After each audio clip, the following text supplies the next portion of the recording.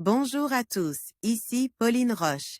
Bienvenue sur ma chaîne dédiée à la santé et aux avancées fascinantes en biotechnologie. Si vous êtes curieux de découvrir comment ces innovations transforment notre bien-être et notre avenir, n'hésitez pas à vous abonner pour ne rien manquer. Prêt à en savoir plus? Bonjour Allons-y! à tous, et bienvenue dans ce nouvel épisode de Covipo. Aujourd'hui, je vais aborder un sujet qui suscite beaucoup de débats, le vaccin AstraZeneca. Est-il vraiment dangereux ou pas? Dans cette vidéo, je vais examiner les données scientifiques, les témoignages et les recommandations des autorités de santé pour vous donner une vue d'ensemble éclairée. Restez avec moi pour découvrir les faits et démystifier ce vaccin qui fait tant parler de lui. C'est parti! Envie de vous tenir informé des dernières actualités du coronavirus de manière brève et claire?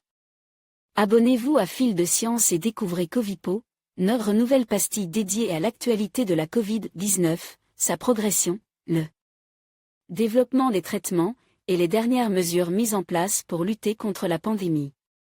Aujourd'hui, dans Covipo, nous répondons aux interrogations sur la suspension de la vaccination avec la formule AstraZeneca. Puis nous ferons un bref état des lieux des traitements et des mesures à respecter. Pensez à vous abonner à Fil de Science pour rester au plus près de l'actualité, et à nous laisser une note et un commentaire avec le hashtag Futurapod. Découvrez tous nos autres podcasts ici. Contexte: l'actualité foisonnante du coronavirus peut parfois être quelque peu déroutante. Entre les nombreuses études, des mesures parfois perdues dans la masse d'informations, et l'avancée des traitements, il n'est pas toujours facile de garder le fil. C'est justement pour cela que nous avons lancé Fil de Science, le podcast de l'actualité scientifique, en novembre dernier. Plus récemment, un nouveau format, Covipo, est venu s'y ajouter, afin de vous tenir informé des dernières actualités de la Covid-19.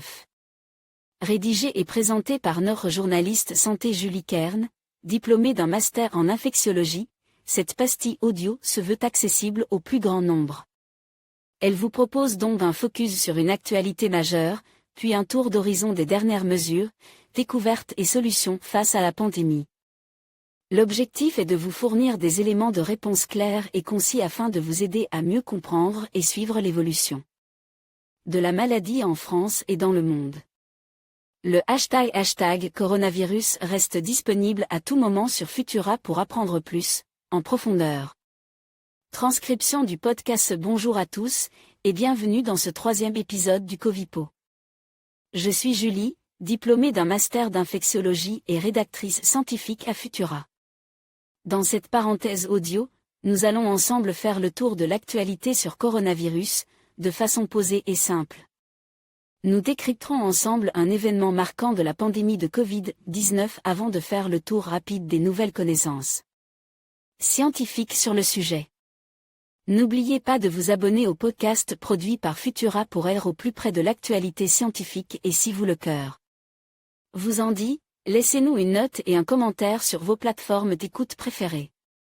Si vous suivez l'actualité, cela n'a pas pu vous échapper, la France a suspendu temporairement le vaccin d'AstraZeneca jusqu'à l'avis de l'Agence européenne du médicament qui devrait paraître aujourd'hui, le 18 mars 2021.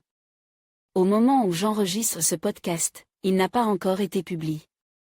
La raison de cette suspension temporaire est l'apparition de troubles thromboemboliques et de la coagulation dans une dizaine de pays européens.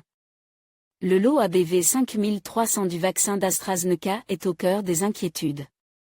La France a réceptionné environ 300 000 doses de ce dernier, dont la moitié a déjà été injectée.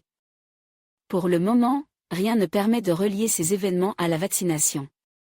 C'est pour cela que cette décision fait grincer les dents de nombreux scientifiques et des médecins. Loin des décisions politiques, faisons le point sur les effets secondaires identifiés par l'ANSM. Au 4 mars 2021, 454 545 injections du vaccin d'AstraZeneca ont été faites et 3013 effets indésirables recensés, dont 965 considérés comme sérieux. Les femmes âgées de 18 à 49 sont les plus exposées. La grande majorité des effets indésirables sont dus à une réaction de l'organisme au vaccin, qu'elle soit locale, comme des douleurs douleur au site d'injection, ou généralisée, comme l'apparition de ce que les médecins appellent un syndrome pseudogrippal. Ce dernier est l'effet secondaire systémique le plus fréquent, avec 40% des effets secondaires recensés. 2 jours après l'injection en moyenne, la personne vaccinée contracte de la fièvre, des maux de tête et une grande fatigue. Ces symptômes disparaissent généralement quelques jours plus tard avec du repos, mais peuvent nécessiter tout de même un arrêt de travail.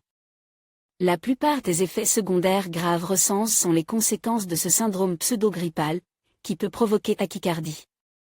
Tachycardie, hypertension ou vertige. L'apparition du syndrome pseudogrippal n'est pas nouvelle et est connue des scientifiques et des médecins. Il n'y a donc là rien d'inquiétant. Qu'en est-il des troubles thromboemboliques qui inquiètent tout le monde? Un seul cas, grave, a été recensé en France.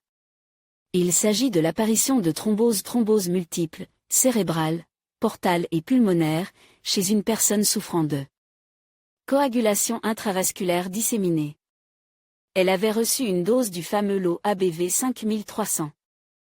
Pour rappel, la thrombose est une maladie dans laquelle des petits caillots de sang, appelés thrombus, peuvent boucher les veines et empêcher le sang de remonter jusqu'au cœur. Ce qu'a rejoint les 30 événements thromboemboliques recensés en Europe pour les 5 millions de personnes vaccinées. Pour le moment, rien ne permet de dire que le vaccin d'AstraZeneca est responsable, car le nombre de cas d'événements thromboemboliques chez les vaccins n'est pas supérieur à celui de la population générale. Bien que le vaccin d'AstraZeneca soit plus réactogène que celui de Pfizer ou Moderna, son rapport bénéfice-risque est toujours largement positif. En d'autres termes, il vaut mieux recevoir une dose du vaccin d'AstraZeneca que d'attraper la Covid-19. Pour en savoir plus sur cette histoire, je vous recommande la lecture de l'article « Le vaccin AstraZeneca est-il victime du principe de précaution ?», déjà en ligne sur Futura.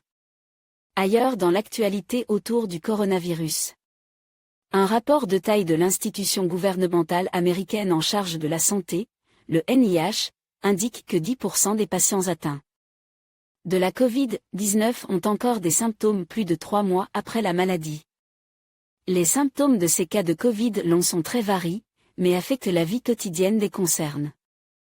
80% d'entre eux déclarent que cela diminue leur capacité de travail, 71% déclarent que cela affecte leur vie de famille, et 30% leur santé mentale. Des ultrasons contre le coronavirus, voilà une stratégie pour le moins originale. Les chercheurs du MIT ont démontré que des vibrations comprises en 25 et 100 MHz provoquent la destruction de la protéinase. Reste à savoir comment transformer cette observation en traitement. Pour terminer, l'OMS recommande le vaccin Janssen développé par Johnson & Johnson pour un usage d'urgence. L'Agence européenne du médicament avait déjà autorisé ce vaccin, pour une utilisation d'urgence également. Merci d'avoir écouté ce 3e épisode du Covipo. Le respect des gestes barrières et des mesures de confinement est primordial pour venir à bout de cette épidémie. Votre masque doit couvrir votre bouche et votre nez et ne doit pas bâiller sur les côtes. Lavez-vous les mains au savon et à l'eau régulièrement et respectez les mesures de distanciation sociale. Les efforts de chacun comptent. Pour soutenir notre travail et améliorer notre visibilité, abonnez-vous et partagez ce podcast autour de vous. Vous pouvez retrouver toute l'actualité scientifique sur le coronavirus sur Futura. À très bientôt. En conclusion, le vaccin AstraZeneca suscite des débats passionnants concernant sa sécurité et son efficacité. Bien que des cas d'effets indésirables aient été rapportés, il est essentiel de considérer le contexte global et les bénéfices qu'il apporte dans la lutte contre la pandémie. Les données montrent que les risques sont relativement faibles par rapport aux avantages de la vaccination. Il est crucial de continuer à s'informer et à discuter de ces questions pour prendre des décisions éclairées. Restez prudents et informes, et n'hésitez pas à consulter des sources fiables pour en savoir plus. Merci de nous avoir suivis dans ce 3e épisode de Covipo.